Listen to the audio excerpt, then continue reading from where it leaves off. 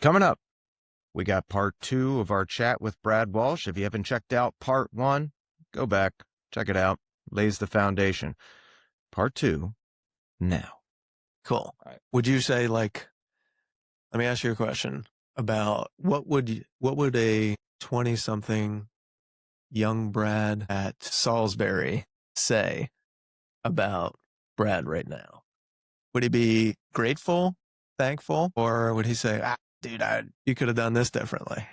Seagull One would be Seagull One. That's my profile name on my Netflix account. Is Seagull. I'm trying to get the vanity plate for the truck to just say Seagull. I love it. I love it. I'm the proudest alumni of a D3 university known to man. I don't know, man. Salisbury does have a pretty sweet following. And there's a very, very prideful program. It's a whole the lacrosse program's outrageous. And their jerseys this year are silky. Are they? Oh, I gotta check them out. They've got like, especially the maroon ones. Like it's got like this little thing down and like it'll come down straight on the side, and then the shorts comes down halfway and then like rolls over. Oh, like, it's a nice little touch. I like that. Berkman's always had. Berkman's still there. He's still there. Holy cow! I think it's his 38th year there or something like that. I was gonna go with 80th, but yeah, dude, he's been there for ages, and they're still fucking good. I don't know how coaches do it these days with all of the different things that have been injected in the last 10 years with NIL and the other crap. Like, I don't understand, dude. You played in a different era in Very so many different ways, but the interesting part, and I think Salisbury's, it's been interesting for them because I think they've attracted a lot of people who wanted to play. They still wanted to play at a competitive level, but they didn't want to deal with the beat. Still really high caliber. I mean, this year was interesting because they did a lot of scrimmaging against D1 teams before they got into regular season. I feel like they've done that a lot the last decade or two. They were scrimmaging like Towson at Kent Island High School. I'm like, what do we do? Like, wow, it was a very interesting set, but I thought it was neat because, like, you can get this local talent that wants to stay here that can get a great education. For sure. Especially from the Purdue School of Business. Fantastic. But, like, you're close to home. You're still working good on it. I just think it's an interesting one. But, I mean, to your point about, like, if I flash forward from 22-year-old Brad to soon to be 41-year-old Brad, like. Did you see this? Not even close. The funny thing about it is I had no aspirations to go to law school. Like, that was not. What did you want to do originally? Or was it one of those situations where you're like, I don't know what the fuck I'm going to do, but I'll figure it out? So my undergraduate's in marketing and sales. Okay. And I wanted to sell. I have a passion for selling. I love to sell. That is awesome, dude. Nobody ever does. I've only had like one other buddy that has come on the pod who was like, dude, I fucking live for sales. I love it. It's competitive to me. Yeah. It is a natural scoreboard. Success is a natural scoreboard, right? And I like the all-you-can-eat buffet of it, where it's like I can make my own success or not. Yeah. Actually, so my dad was in sales for his whole career, and he sold boat parts and accessories. Okay. So he drove around from marina to marina to marina every day. Okay.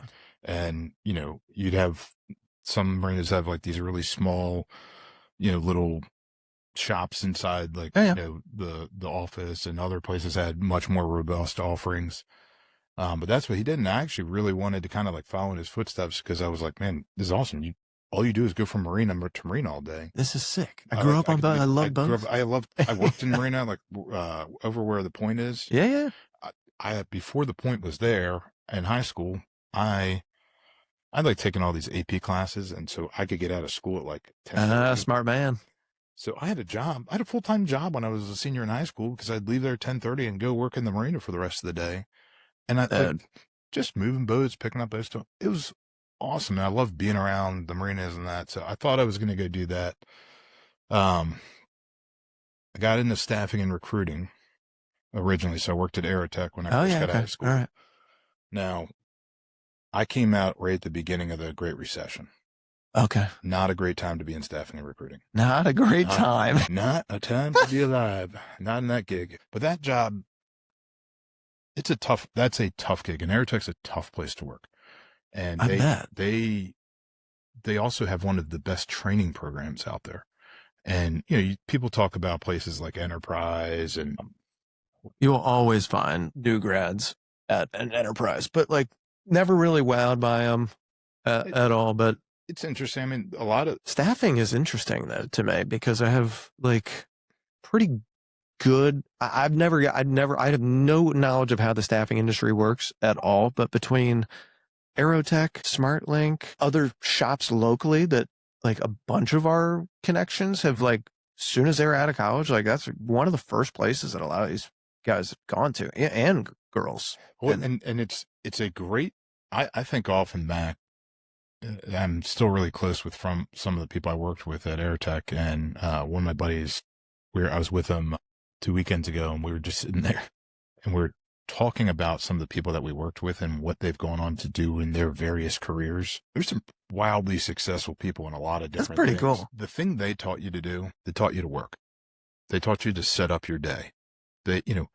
We used to have our first 40 calls scripted before we left the night before. Damn. Because we could start dialing at 8 a.m. and we had to be there by 7:30. We'd have our triangle meetings, and then we had a office-wide meeting, which was called a red zone. You come out of that, and literally 8:01, you can start dialing. And they wanted your first call sheet set up so that you weren't then trying to figure out who you were going to call.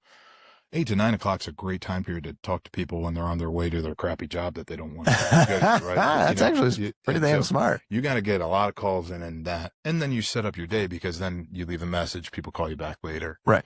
The thing I think that job, aside from like setting up and structuring your day and being really successful with that job taught me how to talk to people on the phone, be a good communicator, how to write really good email follow-ups, communicate quick. And also I had to do in-person interviews with all these people.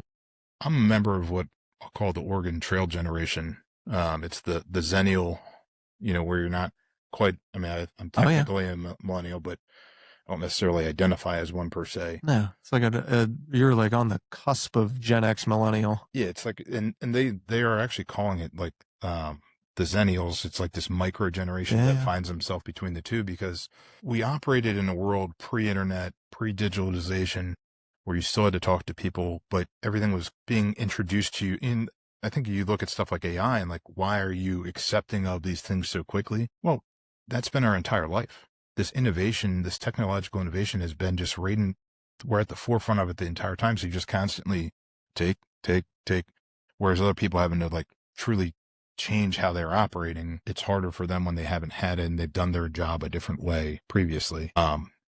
And, I think growing up, my parents had a lot of older friends that were around. And when you were out on the boat for the whole weekend and you didn't have your friends with you, you were forced to talk to a lot of older people. So I got comfortable having conversations with older people in mature conversations at a younger age. I think that helped me a lot. But, the interesting part is, when I first went to law school, I was the only one in my entire class that had a business degree. What made you want to go to law school though? My brother pretty much was like, you have to do this. You should do this. Like, okay. All right, Jay, twist my arm. And I mean, like, it kind of like intrigued me. Sure. And I remember sitting down with my dad and talking about it, and I was trying to like decide whether I wanted to do it. And he was like, look, even if you don't practice a day in your life, they can never take that education away from you.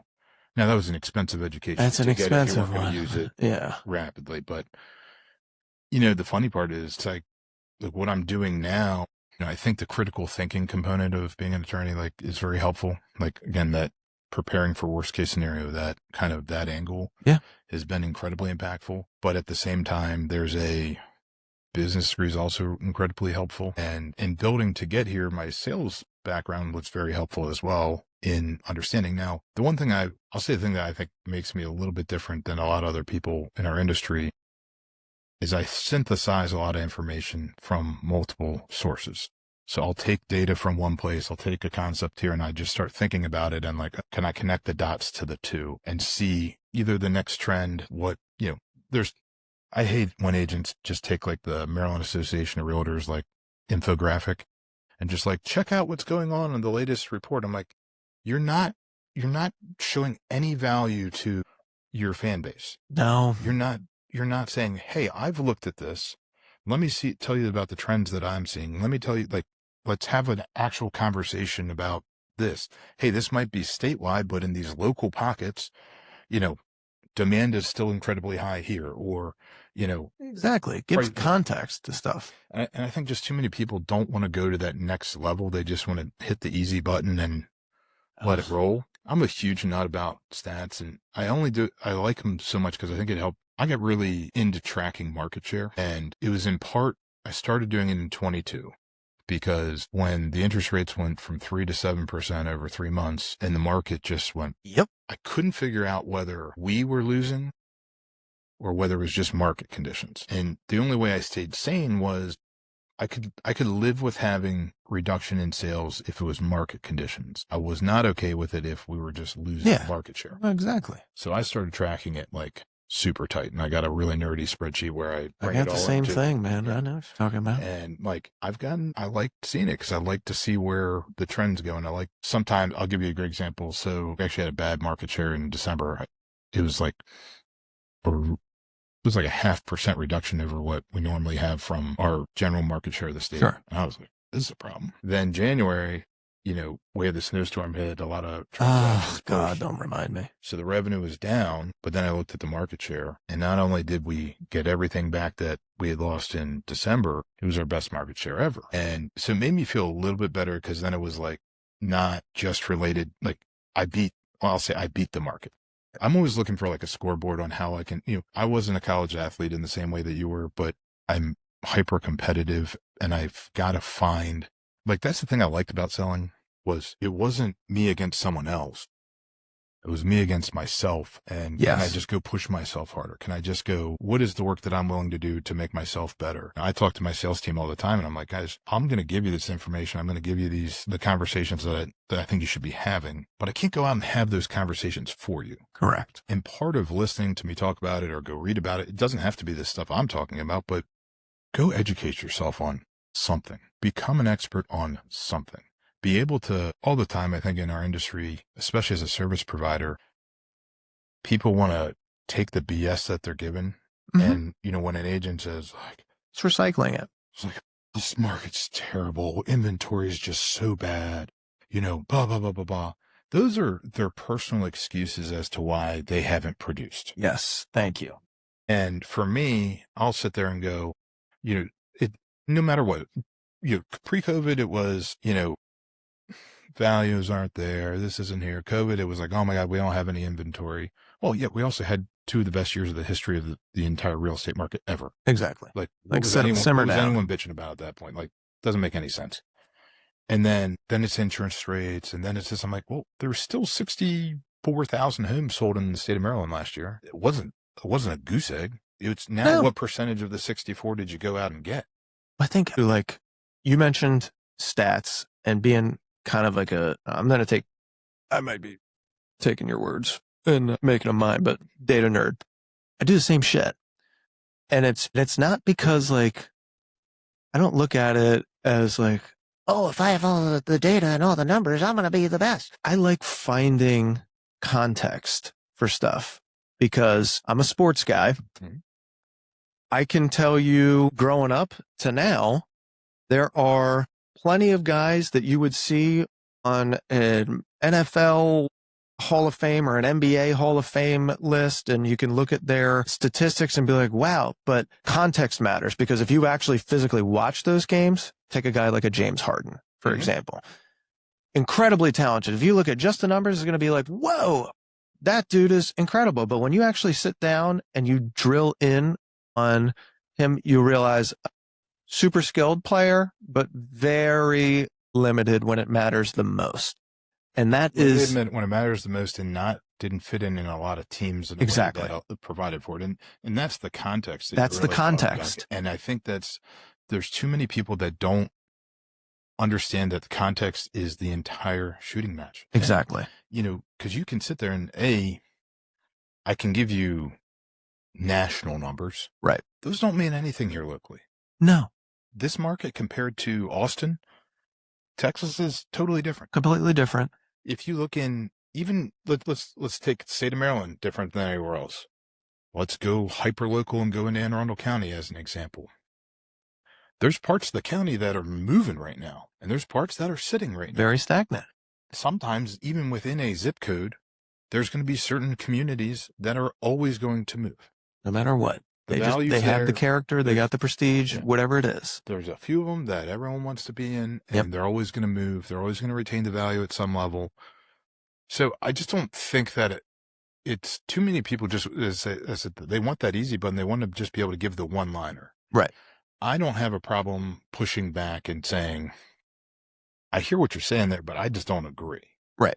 And not enough people, I think everyone just wants to keep piling the BS keep down moving the it road. on. Yeah, exactly. If I don't agree with what you say, we can have a healthy conversation about it. And I might be able to say, look, based off my experience, I don't agree with that. I think it's X, Y, or Z. And I might be able to give you a contextual point that you can use with your clients. Cause I don't think a lot of take alert. I don't think there's a lot of brokerages that are actually offering guidance to agents. Oh, I totally agree with that. Yeah. We're not set up that way anymore. And so I think too many agents are getting their information from very bland sources. They're listening to the national trends. They're listening to all these other things, and they're not getting that guidance. And it especially concerns me about newer agents because they are just, I'd say it's newer agents. And it's also like, I remember even coming into this industry 13 years ago, honestly, she's one of my favorite managers ever. She's fantastic. She ended up convincing me to get my real estate license and go. Kathy Brooks. I love KB. Absolutely love her. KB. She's my favorite. She was a mentor of mentors, always trying to teach and provide context and give examples. And, that was so valuable to me because if you look at what we have now in terms of an industry, it's not a lot of that. It's pretty depersonalized. And one of the things that we're supposed to be doing as agents is making it a super user experience. But you can't really do that if you're not educated on how to do that. And part of that education is having context. Nationally is fine and give you an idea of what people are reading in the headlines, but you have to stay on top of stuff locally. So in addition to just looking at all the numbers that we have that come in through Bright or whatever service we have, I will also track the consumer index, consumer confidence stuff, average mortgage rates over time, tracking, the Dow Jones, cause that kind of stuff will again give you an idea of, all right, well, this is kind of like where the average buyer that we're dealing with, which most of our buyers these days are a little bit higher end than they had been in the past, just because people can afford more stuff than they've been able to 10 years ago. So your average price is a little bit higher, but this is still like some of the context we're providing. But at the same time that you're looking at the numbers and the data there, you also have to read what is happening locally. What kind of developments are coming in?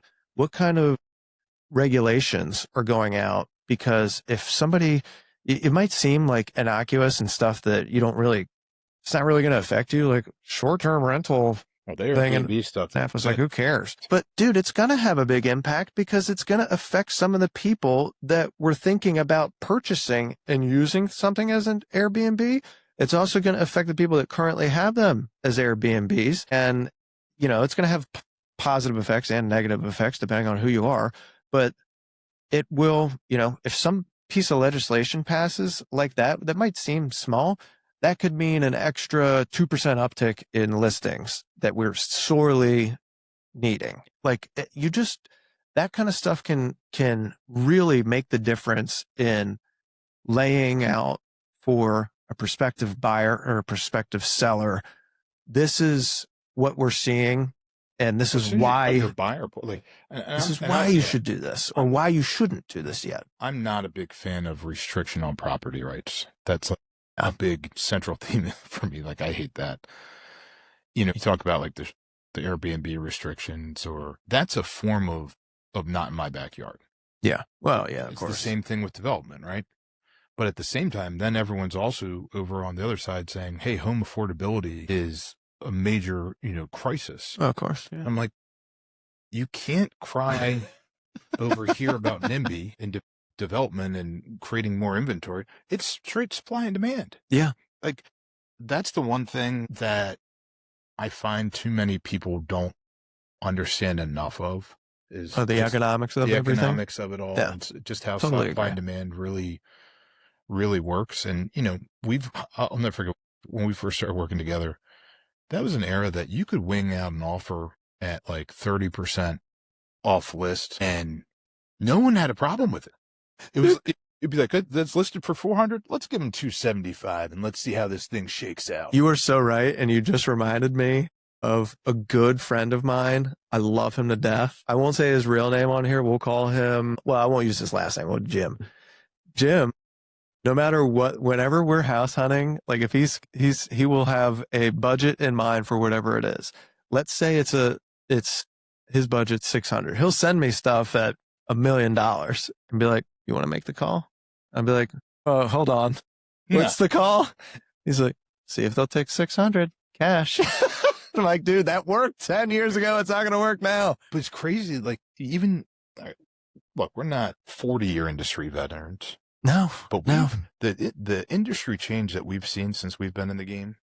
Oh, it's probably about the same. It's just been compressed. It's just been compressed down. So exactly right. If you look at it from the perspective of, we went from the foreclosure and short sale era to low interest rates.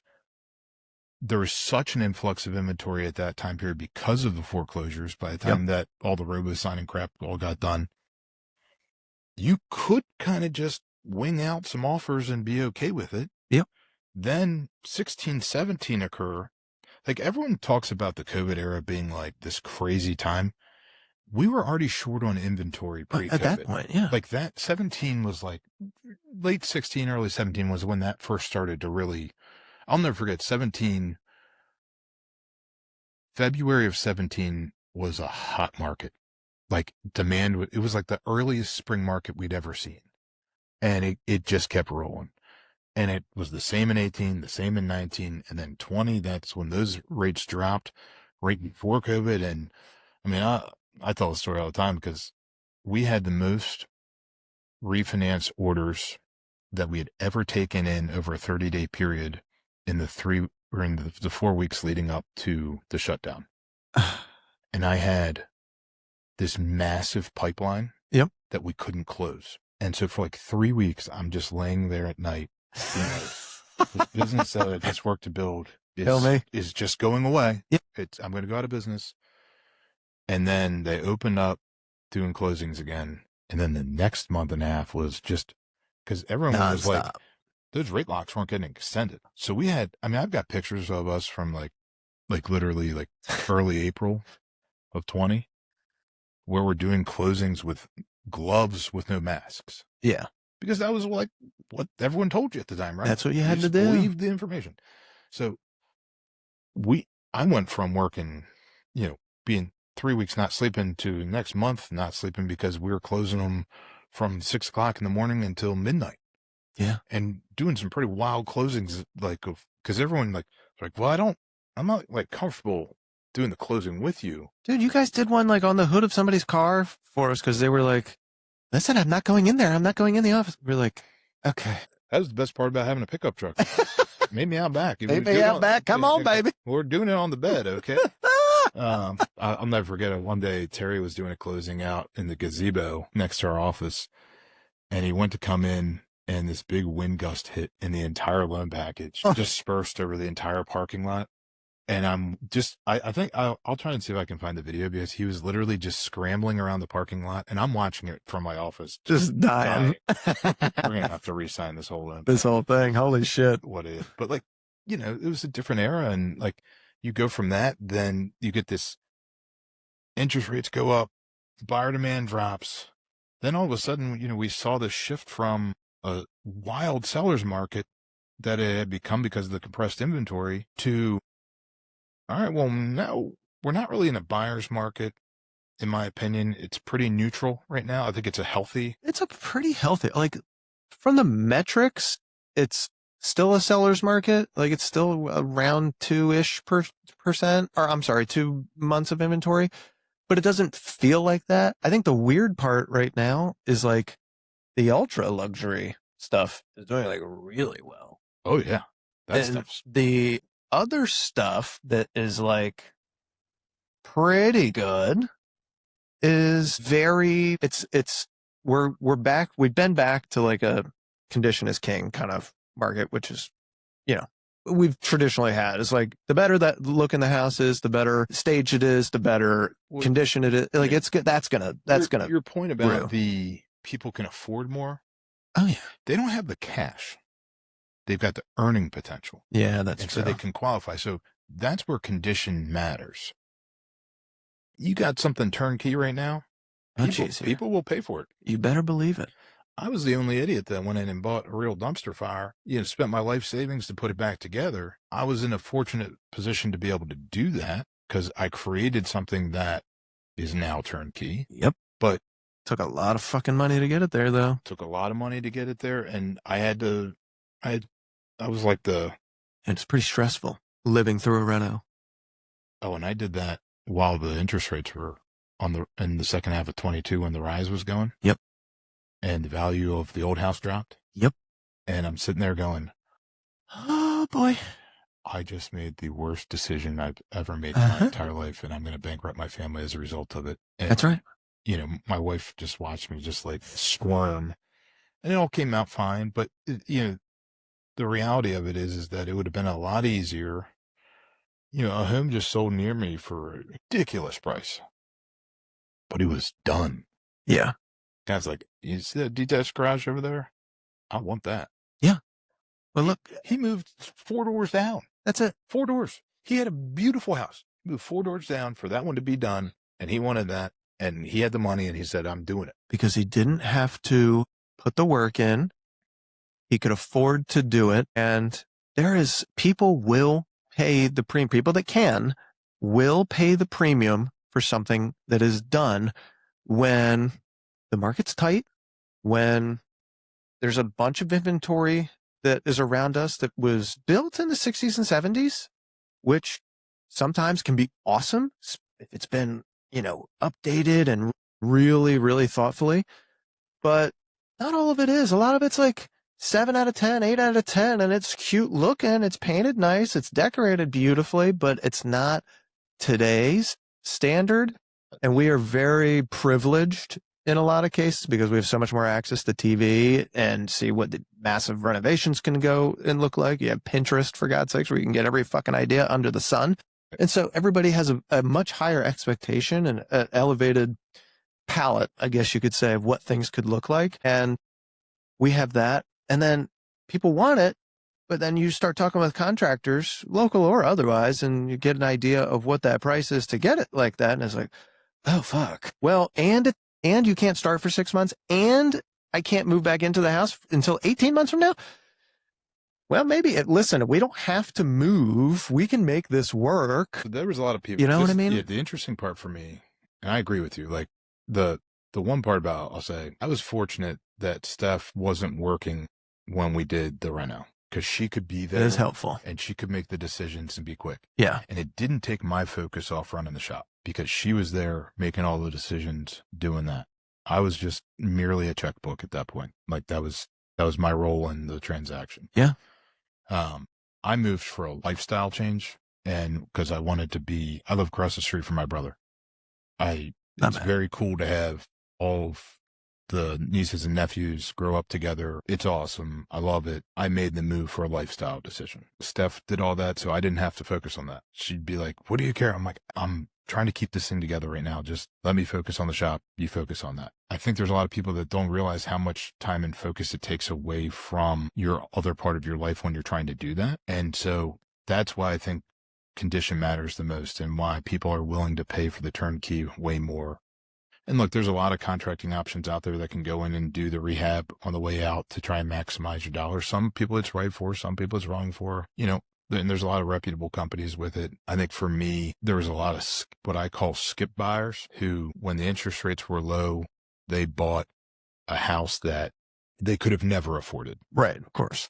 So they went from Maybe it was a first-time home buyer that skipped the condo or the townhouse and went straight to the small single family. Maybe it was the person who was coming from the townhouse, but instead of going to the small single family, they went to the forever house. That's right. Now, if you did that in 20 or 21 and you just took a ride on the price appreciation, maybe it's now the time to do the cash out refi, even though you're going to give up your interest rate, right, to access that equity in the house, to make it your own, to reinvest it in the house, because you're not having to do that next transaction.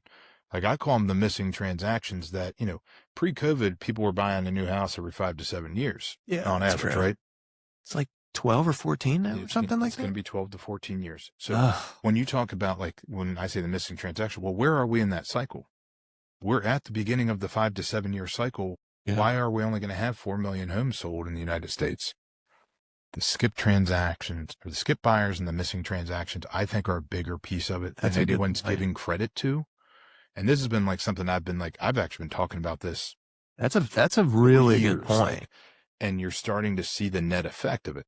Now, there's a lot of people who bought a house during COVID at, like, when supply and demand was out of whack, and they had to give up their firstborn child, and like they missed out on 10 other houses. So they just had to go. Yep. A lot of those people are starting to sell because they're not that happy in it. Yeah. Like, the one thing I'll say is about the last snowstorm we just went through. If you didn't like your house before that snowstorm, woo, there's some listing appointments about to be. There is some listing appointments to be had, but people are like, you know what? This is not exactly what we thought it was going to be, babe. Yeah. So that's so true, man. Dude, I didn't even think about it in that context with the skip buyers, but that's such a good point, and it's so true. And I think it's going to be a little bit more suppressed than we otherwise would normally see as a result of that, which is okay. Yeah. Look, there's some people that have been hanging on in our industry that need to get out from a natural position. I think some of them, it's actually, you're still seeing the effects of the financial crisis where they had to work longer than they wanted to. Sure. Our industry is so interesting because we don't have like that retirement moment. Like, unless you're very planned and very certain about it, because the toughest part is you're under contract and you're working with someone. You're like, all right, this is going to be my last deal. And then all of a sudden, you're like, someone else calls you, like, hey, Shane, would you sell my $1 million house? You're like, fuck, okay, I'll do one more. All right, one more. I'll do one. I'll do one. But so you see those moments and you're like, so I think people like elongate it out. Yeah. Too much. I saw a stat the other day that kind of shocked me. It said that almost 50% of the title industry will retire by the year 2030. I was like, wow, that's 4 years. 50%? Now, did they think that that's AI driven or age out or a combination of the things? Combo. Okay. It's a look, there's, I went to my first Maryland Land Title Association event like 16 years ago, and I was the youngest guy in the room. Well, I believe that. Yeah. I went like 3 months ago, and I was still the youngest guy. Like, they're not. That's true. It's not a sexy business. I was like, hey, let me tell you about this great career path. Do you know why? Because every movie you ever fucking see about lawyers, it's Lincoln Lawyer. It is somebody is up on a murder trial and we are you can't handle the truth. That's the kind of shit that we go to the movies to see. We are not going to the movies to watch somebody handle a land deal. Yeah. It's like, hey, let me talk. How do we put this sexy line in about building restriction line encroachment? Did you need an easement? We've got a big take here. Yeah, that's right. Unless is across the property. Unless Rachel McAdams is my attorney that is drafting those documents, I can assure you I'm not watching it. Yeah, there's nothing sexy about the business. And, when you look at it, you add that with the wire fraud and the attack. That's true. I don't know why I do it. At this point, it's a community service. It's really just a community service effort. I should, but you get to that, and it really is this moment where it's too risky. It's not fun. Yeah. The stress is immense. I love it still. Terry and I always refer to like that next contract that comes in as oxygen. That is true. Yeah. The next, you're just like, I always say the day that I don't get excited about getting a contract, then I'm done. That'll be the day that I just put me down. I get more excited about getting a contract on something than I do that contract closes, which sounds ridiculous because you're only doing this so that it closes. But that initial feeling of getting something, it's an excitement of the new journey that's about to begin. Yes. And I think, that part's interesting to me. I actually love working with first-time homebuyers. Same here. Like, some people hate it. And I look at it as the opportunity for me to. Generally, I really like it. I don't like it if they back out of a deal for something stupid. Don't get me wrong. That's you see a few. You see it. I saw it recently. You see a few terms like that, and you're like, all right, guys, these homes are not new construction. Even new construction's not. Dude, you go through new construction, it's like, whoa. You do the blue tape exercise, and all of a sudden the house is now made of blue tape, and you're like, fuck, this is a lot. So I don't know.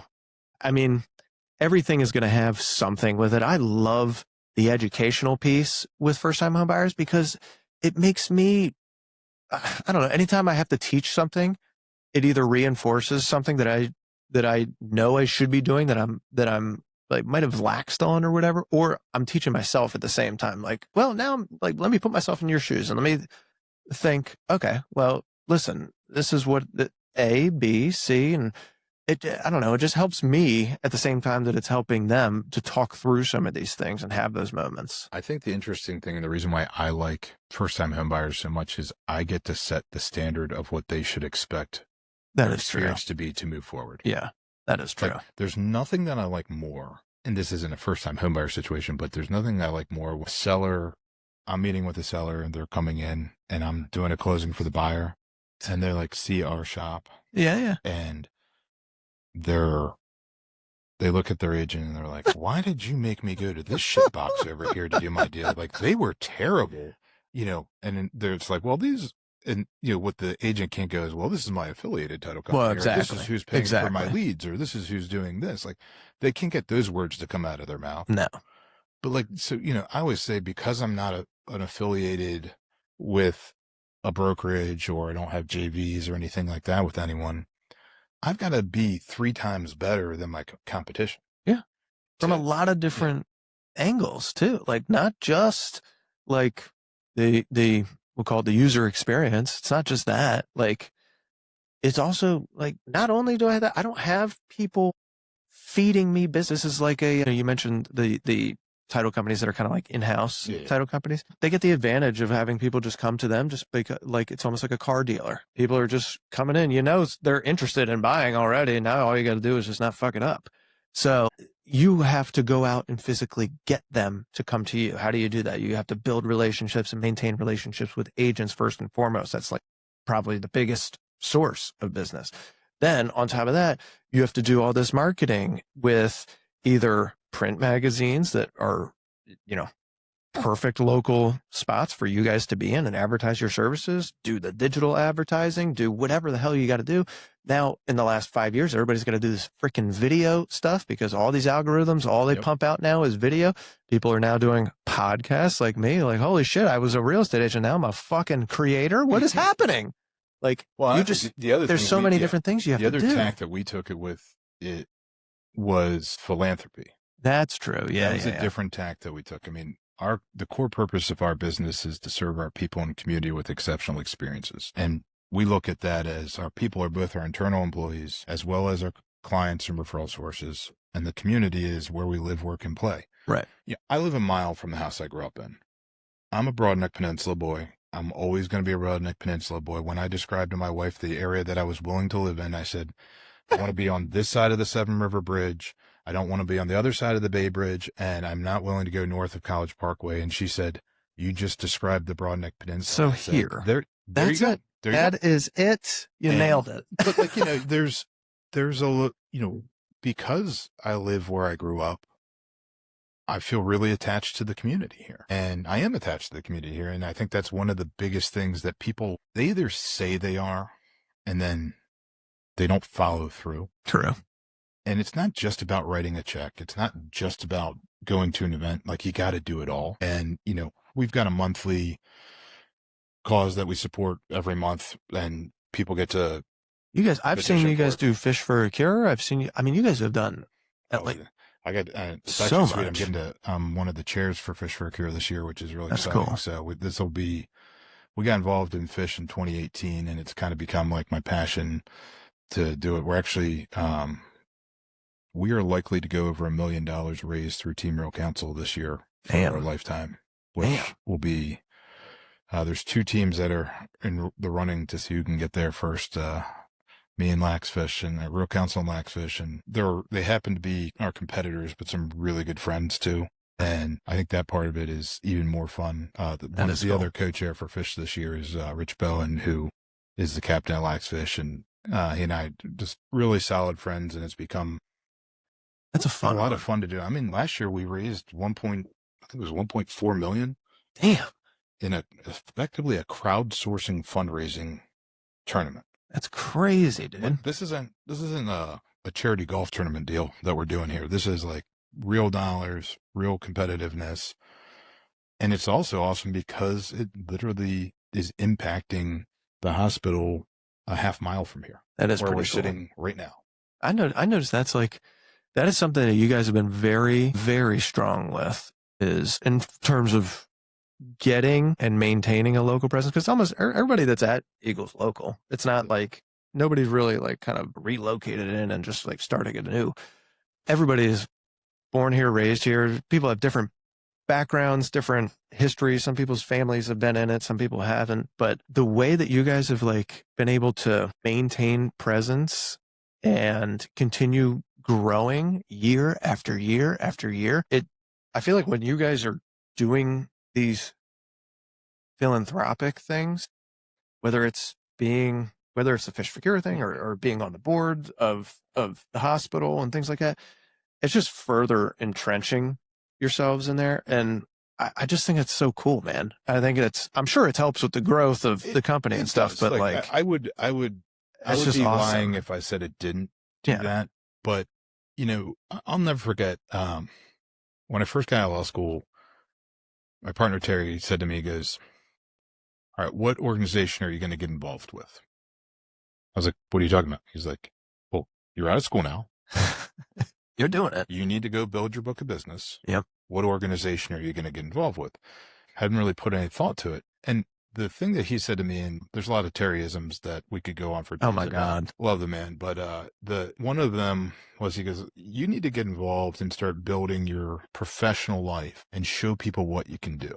Especially when you're young. When you're young and people don't want to trust you with the biggest transaction in their life, or agents didn't want to trust me with their paychecks and whether I was going to get it there, you have to show them and give value and do the work to prove it before you ask for it. And in that world, it was go out and get involved in networking organizations, go out and get involved in philanthropic endeavors, sit on a board, show the board that you know what you're doing, show the board your competency, and then it grows around you.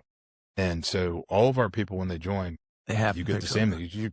You go give back to your community. It will give back to you more than you'll ever admit. And like, again, there is a business component to it, but there's also improving these communities that win. Our world is so fractured at this point. Oh yeah. Give back and do something to make your community better. And like, that's the thing that I love. Growing the business has been one of the great challenges of my life. And I'm not here to tell you I've got it figured out.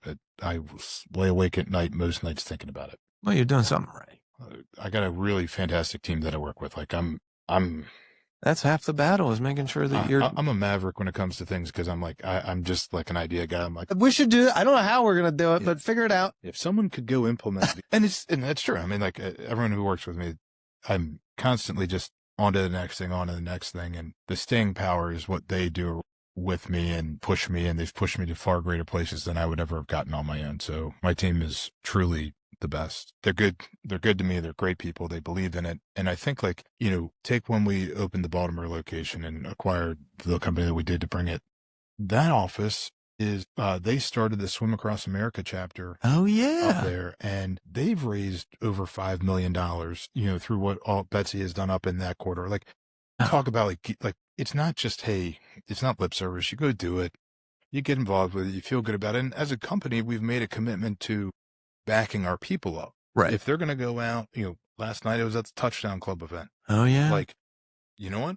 we generally don't support things that we're not involved with. I want people involved. I want to know why we're doing it.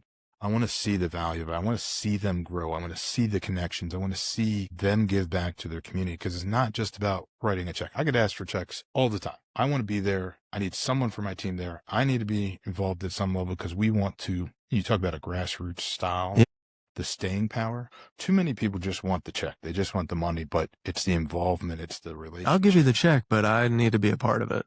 Yeah. That's a good way to do it. There's a component where like, it's not an ATM. Right. Like, we got to all be fair to each other. As I said, the margins aren't great. You got to be able to get the value out of it. And at the same time, over the years, I've learned how to be bougie on a budget. Yeah. And there's a lot of people that don't know how to be bougie on a budget. And it kills me, because they'll just ask for dollars, and you're sitting there like, you're just going to waste this stuff because you don't know what you're doing with it. You think that this is, your open house needs a 3-piece band in the corner. Like, that's the difference between somebody writing an offer and not. Well, I was on the fence about this, but that quartet was fantastic. So I'm willing to put up the extra million. That band's for the top. This house is exquisite. Was that from I Love You, Man? My buddy is such an idiot. He would come into my open houses sometimes when I was starting out, and he would be like, Shane, I'm not buying anything in here, but I am going to come into your open house, and I am going to just be like, I don't think you're asking enough. This house is exquisite. And he would I swear to God, if he had a free weekend, he would do it every single time. And I'd be like, oh my God, you gotta leave. You gotta go. I must have this house immediately. It was incredible. Just stoke up some sand. Thought he was so good at doing it. I'm like, oh my God, bro. This is not how we do this. That's so cool, man. I think the community piece is huge.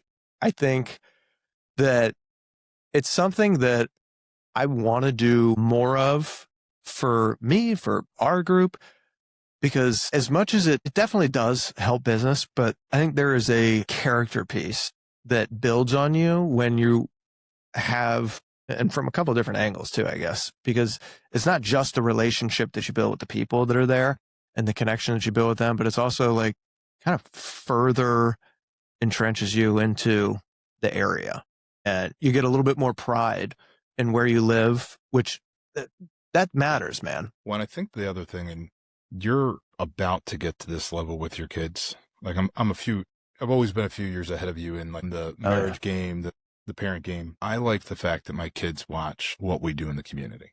That is cool. Because I'm like, they'll ask me all the time, like, why do you do all this stuff with fish? Why do you do this? And I said, because it's our responsibility as a member of this community that we improve the lives of others. It is our responsibility to do that. It's not an option. Yeah. Like, if we're given the resources to do it and the platform to do it. And I think that for me, because the business has been successful over the years, it has given me some financial resources to do it. You also like have to want to do it, and you have to want to be involved and show up. And I think the side of that to me is like, I've started taking the kids with me to events. It's pretty cool. Like, we'll go do it. We'll go, like, I want them to give back.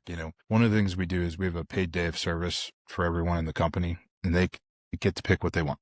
And I don't care whether you're the CEO or no matter what seat in the house, everyone is empowered to take advantage of this. And I always tell them, I don't care what you do.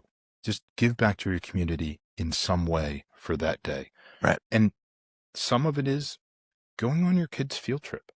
Oh, that's a good one, man. Holy cow. That is service, by the way. Yeah, if you've ever been on I had to go on a bus with a whole bunch of fifth graders last year. I was like, oh boy. It's a problem. Went all the way down to St. Mary's County and back. And I was like, oh my God. What'd you do in St. Mary's County? They had the Calvert Cliffs or whatever. Like the first settlement down there with like all the ships and everything. Oh, like yeah. Whatever. And yeah.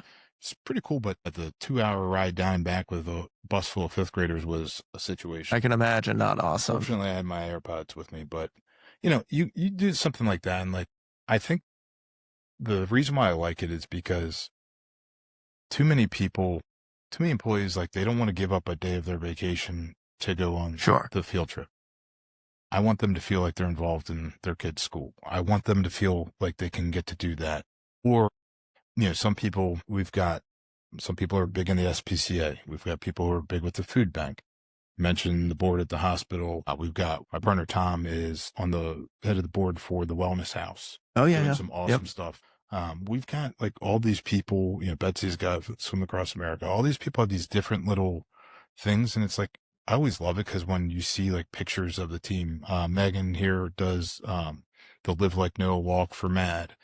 And the cool part about it too, like there's in our office, we've got like rotating pictures in the bullpen of like all this stuff. Yeah. The team, and you see the other team members show up and support the other people's causes. That is pretty cool. Like for the MAD walk for the Noah's team with Megan, there must have been 25 employees there and their families. So now like it was like culture building, and it's not like forced culture building. They want to do it for each other because it's something that those people are passionate about. It's cool, man. So it's been. You ever look back on it and think like, shit, man, we kind of did foster this. This is pretty cool. That's got to be a pretty humbling moment. It's humbling for sure. And I also look at it as like there's so much opportunity ahead too. Yeah. And one thing we've never been good at is celebrating our wins along the way or accomplishments along the way. Because I always think that I always love December 31st. And in some ways, I always love January 1st too. Yeah. Like I love every year. I always say that I'm going to go away the last week of the year and recharge. You never do. And do that, right? Never do. My wife wanted to kill me this year because I told her that I had blocked off some time and I did not. I went to that instead. But I like the scoreboard on December 31st to see, did we hit the goal that we said we wanted to get to? Right. And then January 1st resets me because I'm like, all right, now we're back at zero. Yeah. Well, I mean, I think I've said this on the pod before, but I'll share it here. Like one of my favorite athletes ever is not very athletic. Talking Charles Barkley? No, Charles. The round mound of rebound. No, I'm talking TB, Tom Brady. And anytime he was asked, and this is, primarily in the last 10 years of his career, what's your favorite Super Bowl ring? His response was always the next one. And I think that there is a certain psychology that you have to adopt to be at the top of your game that will not allow you to celebrate those wins, even though some part of you is probably like, man, I should be like, we should do something for this because this is awesome. Like, I think there's a part of you that knows there's always more work to be done. There's more that we can do. There's more that we can be. And so even though you have that gratitude for what's been accomplished, you have that confidence that you know that you can move forward, you still know that there's more ahead. And I think that you're mentally prepared to attack that journey. It's not really like, it's not time to pop champagne and do the stuff. Like, I look at it, I mean, I think we've got like 52 employees in the title company right now, something like that. I look at myself as a steward of and I'm responsible for 52 families. Yeah. This is how I look at it personally. That means I need to innovate and adapt to current market and what's going forward with AI. I need to be able to protect them, and by protecting the business itself. I'm reading a book right now, which has re-energized me in a big way. It's called The Founder's Mentality. Yeah, I've heard of it. I haven't read it though. It's pretty unique. It's interesting. And what I find interesting about it is like, it's reconnecting me with the early years of the business. Yeah. And look, anytime you've got growth, T always says to me, he's like, everyone's not excited about your growth or our growth, whatever, which is true. Yeah. There's people who like, I remember when, I wish you guys were still the size you used to be. It was more boutique. It was more this. And I'm like, yeah, but I can also sit here and have the conversation that we're having right now. And the whole Eagle team is running the shop. Exactly. I couldn't have done that before. Like, I would have been losing my mind. But like, I've got 4 attorneys on staff, and I've got a team of just dedicated professionals that are running our wire room and the funding process. And I've got, the processing team members and the post-closing members and our underwriting team members that are all doing their roles, and it's happening all around us. That allowed us to build a business that could service our clients in a big way in a lot of ways without me. And that was tough. That's tough. Especially the people that I felt like I brought into the business. And not everyone loves it. And we've lost some relationships as a result of that. And it's tough because I still have tried to maintain a lot of my book and services, which has been harder. But, I've been able to go and learn from some of the best people in our industry nationally. I've built this awesome network of people that I network with. And when I say network, we mastermind together, and it's people that do the same thing, but in all different geographies. Sure. So we're not in a room as competitors talking. We're feeding each other lessons. Like, this worked for me. This didn't work for me. Like, we've been able to move our business forward probably 5 to 7 years ahead of where we should be. Because of that. That's cool. Damn. And they're willing. The power of networking, man. Well, and they're just good people. And yeah. Like they're, and so I go to a lot of these. My wife laughs at me all the time. She's like, for someone who runs a local business, you sure travel a lot. I'm like, and I just texted her. I'm easy hater. Yeah. I just texted her today. I'm like, all right, I'm going to Texas in April, and I'm going, to North Carolina here. I'm doing this. And she's like, what? Don't you run a local business? I'm like, yeah, but this is where the information is. And it's not like, could we do these on a Teams call? Sure. Oh, God. But the relationships that you build with it are just, it's unbelievable. Yeah, I bet. I mean, I could text a group chat I'm in right now with 15 of these people and be like, I'm having this issue. Does anyone have any ideas? It's invaluable to have that stuff because you never know. I mean, it's probably even more so in your industry. Well, we're in the same industry, but like the practices are more strict doing what you do than they are doing what I do. And so having that like feedback from other people that are in states that maybe they don't operate the same way that we do, but this is what's worked for them.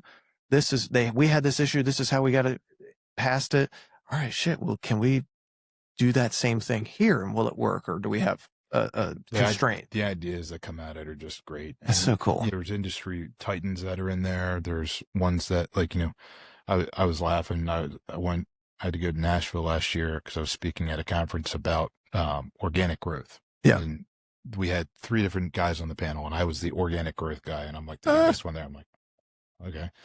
One was talking about JVs, and there was a few different ways we were talking about it. And we went to a dinner that night, and then there's actually this really cool speakeasy that was in the basement of our hotel.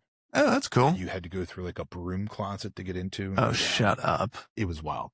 And like you had to like know one of the doormen to like show you what broom closet to go into. And so I'm sitting down there with these guys that are just way ahead of me in life. And guys like, I like you. Thank you. I'm going to mentor you. That's the best part. I actually just got a text from that group chat just for now. Hell yeah. But like, they're like, I'm going to mentor you. I'm like, what's in it for you? And he's like, I'm good. Yeah. He goes, I just know that I get to help somebody. I see myself 10 years ago in you, and I'd like to see you get to the next level. And I look at it for me as like the next level, and what's in it for the clients of Eagle as an example. Yeah. Like the next level. It's the next level of resources. It's the next level of fraud protection. It's the next level of creating a better experience for our clients and referral sources. It's being able to see what's coming next in the business before we're not reacting to it. We're driving it. I think there's going to be mass consolidation in the title space. And I think that I just spent on Friday on this new tool. You don't have to say. It was close to the cost of my first house. If anybody is missing an escrow check, please refer to Bradley Walsh. And the crazy part was I didn't have a problem making that investment. No, because if you have the backing behind you, you have you've spent knowing how diligent you are, you've spent enough time looking at that and going through every scenario. And, shit, this is going to work for us. I'm not a quick decision maker. There's no one in my life that would say, you know what, that guy is impulsive. Yeah. No one has ever, people have called me a lot of things. No one has ever said you're impulsive. Listen, unless there's a Coors Light around, and then it better be freaking cold. Yeah. If the mountains aren't cold, we're not now. If there's a natural light or a Coors Light in in the vicinity, and it's close to 5 o'clock. We're rolling. Listen, if you're around Brad Walsh and you are a Coors Light, it is a bad day to be a Coors Light. That's for sure. You sit there and I look at it and the team did watch me waffle on that decision for a little while. Yeah. And it probably took me 2 or 3 months to like fully get comfortable because of the cost associated with it. Sure. But I just looked at it, and so I'm sitting there. I inked the deal at like 7:30 Friday night. I was like, happy Valentine's Day weekend. Yeah. Woo. Sweetheart. Let's get going. He's like, all right, talk to me. When was your day today? Baby, I just spent more money. She was like, on a tool. Yeah. How is this helping me? But that is romantic. Yeah. But you got to, and what I started looking at was the competitors that won't be able to make that same investment. They're going to be slower. Yeah. Their communication's going to be weaker. They're more exposed. They're going to get hacked. They're going to have a wire fraud incident. They're going to have all these things that just take them out. And now we're in this position where it's adopt a product that can have speed to market in a way that it can react to consumers quicker. It can tell you the information that you're missing quicker. Yep. We can have the draft communications available. People I always say that the first time that someone sent me an email that I could tell was drafted using chat, it's like, cheater. I knew it. Now you see it and you're like, damn, man. You're like the way you experience it, right? Yeah. I think that's just generally how the world's moving. But like the ability to invest in that and the ability to create those relationships, because now my people can spend the time on the people side of the business. And I think in a lot of ways, we as humans, because so much is being automated and AI is taking over so much of our life, we are craving that human interaction in ways that we haven't had. And I can't remember how long. A long time, brother. I mean, you and I haven't sat down a long time, 2.5 hours in ever. Yeah. I mean, dude, it's been like, I don't know. I enjoy it. And I think that COVID taught us a lot of different things, but there is something that we need as humans, and it is to be around other humans, even though it might not feel like it every time, and people might frustrate you, and you might need some privacy, some alone time and all that stuff, but you do not fill up that cup without human interaction. And I think, too many people don't recognize their need for it. Right. And look, not everyone needs it at the same level. I actually I would not be a good candidate for a work from home situation. No, me neither. Like, I've tried it. It actually drives me mad. Like, I like to go in and I like to see the people. I like talking to people. I can stop by and say, hey, how was your, you were telling me the other day about this. Was that? Like, you can invest in people in a different way. But guys, you'll feel more accomplished at the end of the day when you go home, because you'll feel, I did have conversations with others today. I did check on somebody that I hadn't talked to in a while. I did do this. It's like, it's the action of doing and making that physical, emotional, social connection.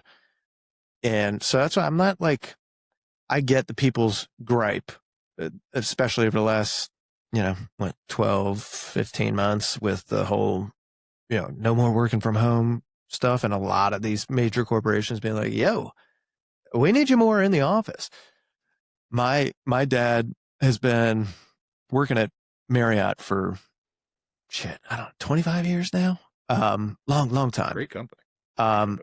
They've always had a mandate, and they're pretty, I would say they move about as quickly as the federal government does. They're not very agile, but they've been forced to, over the last 5 years, move a little bit quicker, and they've been able to flex on some stuff. But he's like, look, as much as I don't want to drive in from Edgewater to Bethesda or Chevy Chase every day, I think the new office is Chevy Chase, it's still like, I can't refute the policy, because there is no better way to build culture as a company. And at the end of the day, as much as we are human beings, we're working for and getting paid by this company, and this company says, look, we perform better and we get the best out of you guys when you guys are all together. And I get that.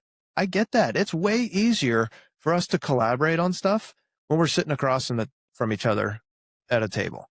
Then I'm a big whiteboarder. You know? Like I've got Oh yeah, I've seen the whiteboard. The baby. whiteboard at the office is That's a legendary whiteboard. There's a lot of. I could argue that my best ideas came off that whiteboard. And like my new office, when we moved into the new space, I love it. I don't want to go to a conference room. I like being in my office because it's got my space, it's got the whiteboard, and now it's got the high top table that the team works at. That's cool. We can I'm walking around. It's interesting. You talk about like work from home. The one thing that's been really cool, there's been a few instances over the course of the last 5 years, 6 years, where we were able to retain talent because they could work remotely. So Amy on our team. That is cool. Yeah. Her husband got PCS to California back in 21. And I was like, we're going to try something new. We're going to ship all your stuff out to you. And it was cool because during COVID, she worked and gave us a late night. And that is cool. Hours to where she was answering stuff on the West Coast time. So we had this wider range of coverage, which was really neat. That is nice. She's awesome. And subsequently, she's actually moved he got PCS again from there, and now she lives in Tennessee. That's right. And then Ashley, she moved a year and a half ago, maybe. Now, Ash has been with me since the beginning. Oh, yeah. But she's got a special place in my heart because she's been with us, and she had to move down to take care of her dad down in South Carolina. Yep. And it was same thing. It was do you want to take your stuff with you, or do you want me to ship it? There wasn't really a conversation around whether she was going to continue to work with us or not. I'm not even going to ask this.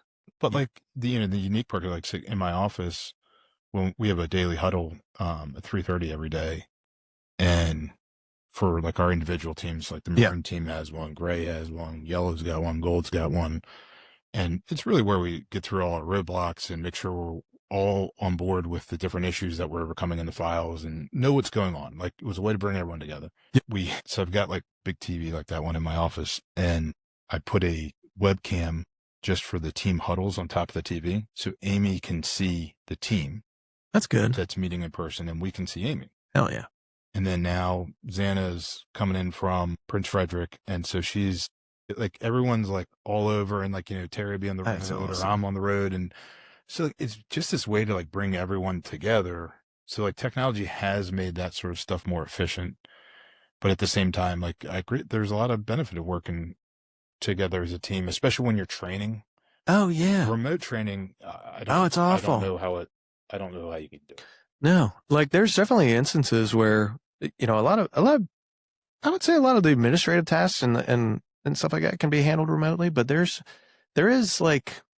I don't know, there's a better bond, for better or for worse, depending on the experience. Definitely when you're team environments, for sure, those ones, it's no different than being on a sports team. Exactly. Exactly. Yeah, I can go out and shoot 150 free throws by myself. That's fine. I can't get better at running a motion offense by myself. Need others. You can go play wall ball and give it 100 from the right, 100 from the left, and go 100 across, do whatever, take these shots. But you can't set up a pick offense by with a one-man game. No, it's one, and that you're describing one skill, maybe two that you're working on, but with others, collaboration, you can do more. It takes everyone so much further. 100%, man. What's next for Eagle Title? I'm gonna say smart growth. Yeah. There's some markets that I'm looking at that really intrigue me. Do you think you're mostly focused right now on horizontal growth? Just spreading the radius a little bit? Or it depends on what the situation is? It's tough because it's got to be the right culture fit. Yeah. So we've built, we built, Severna Park, we built on spec. We did the same effectively with Prince Frederick. We bought a company in Baltimore. So we've done it both ways. Yeah. They're both challenging, but wildly different challenges. Sure. Really interested in, I'm going to say the Bel Air, Falston market. Yeah. And getting some of that Harford County area would be cool. Everyone wants to be in Montgomery County. The values are great there. It's just a whole different animal, though, with the contract and everything that's there. It's a different animal. So we're trying to find some stuff out there. But again, I think it's got to be the right place and the right time. I've had a lot of people want me to go to the shore. There's not enough units. That's probably the most balanced market that we have right now. Whenever we do, and I'm just, whenever I talk shore stuff, I'm focused on Queen Anne's, Talbot, Kent County, Chestertown, that whole region, the Stevensville, Queenstown, all that stuff, and St. Michael's, Oxford, Easton, right. The big triangle. It's between mid 3s and upper 4s, depending on the month, in terms of months of inventory. Yeah. That's far and away. Like Southern Maryland, sneaky, like not a lot of inventory and stuff moves really quick. And you got a lot of PCSing down there. 100%. So you got to know that game. And I got very fortunate with learning the PCS game early on. And those are different buyers and different sellers. Oh, for sure. When you're dealing with sellers in the PCS game, you got to be helping guide them through the non-resident withholding tax early on in the process, because they're not residents of the state. No. They live here, but they're not residents of the state for tax purposes. They're Florida, Texas, Nevada, and I would say to agents, when you take a listing, before you walk up the driveway, look at the license plates on the car. If you see a Florida or Texas tag, you better be having the out-of-state withholding tax conversation in the initial listing appointment. That's a huge value add right in that moment. People PCSing here, lots of power of attorneys, and they use a lot of VA loans. And so you need to know the requirements and what's going to work with what lender and what the verbiage needs to be on that power of attorney. There's times where we've got people who are active duty and, the spouse is making the move while they're stationed overseas. That brings a whole different animal to the ball game. Poor spouse. I respect our service members. Oh, yeah. I think a lot of their spouses almost are more commendable just because of what they sacrifice to do that, and just how they support our service members. Yeah. It's a hard life. They show up in a big, big way.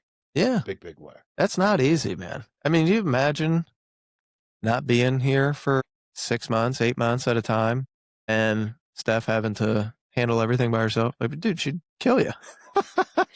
Wow. I mean, different ball game, dude.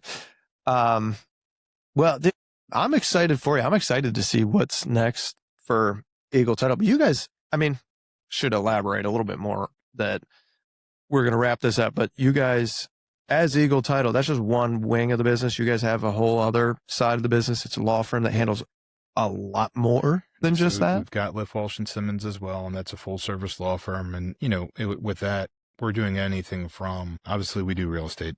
That's a big part of it. Sure. And we were known for that early on, but we've added so many different practice areas. Now we've got estate planning administration. So they're doing everything up front and then everything after, everything from, doing trust and estates work. And they do a really nice job with it because they don't over plan for people that don't have, too many people get put into a revocable trust that have no business being in a revocable trust. But those trust shops just chew them up and spit them out and take their money, and, it's a headache. But we represent about 8 or 9 local banks doing business financing documents for them.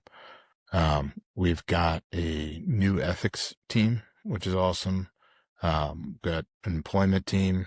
We've got a litigation team.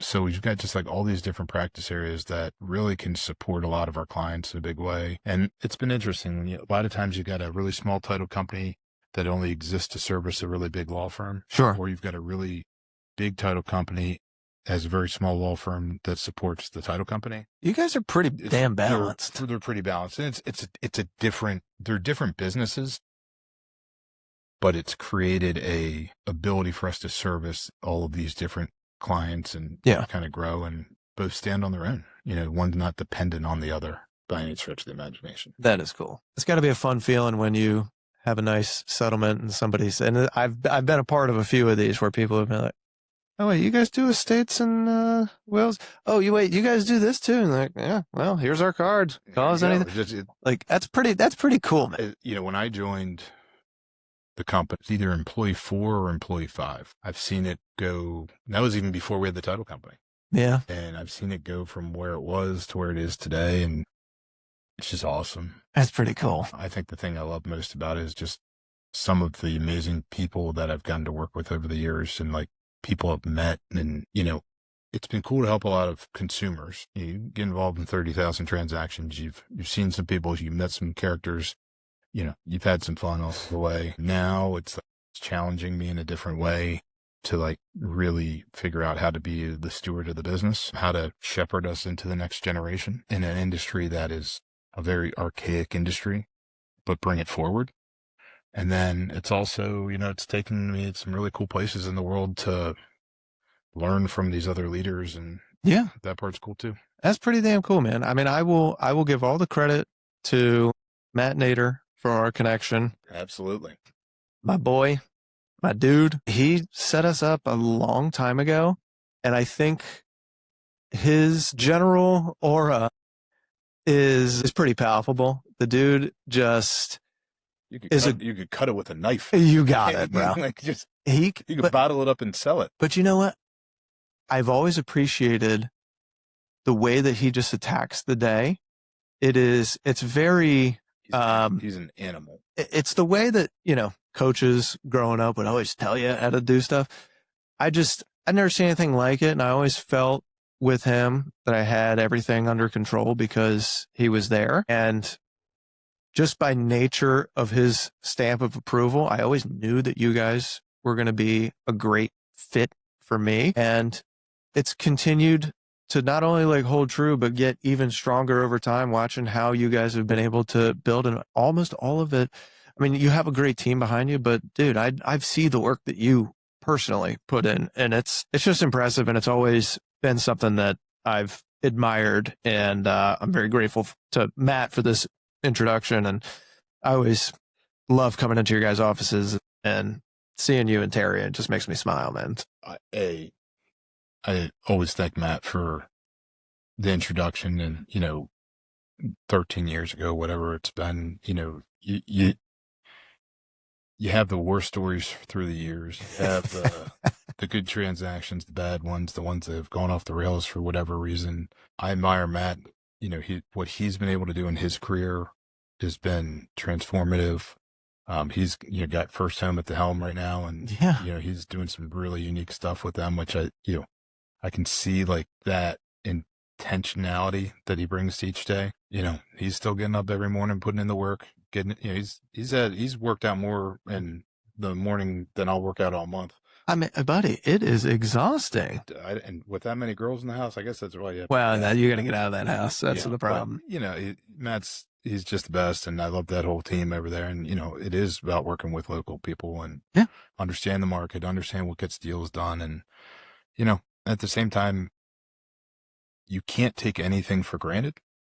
You have to keep showing up. You have to keep doing the small things, and you just can't say, "Oh, I got that relationship on lock." Yep. You gotta deliver each and every day. We are only as good as our last transaction, and too many people want to take that for granted, and just gotta be working on it. Amen, dude. Amen. Well, thank you for joining me Thank you for the time today, dude.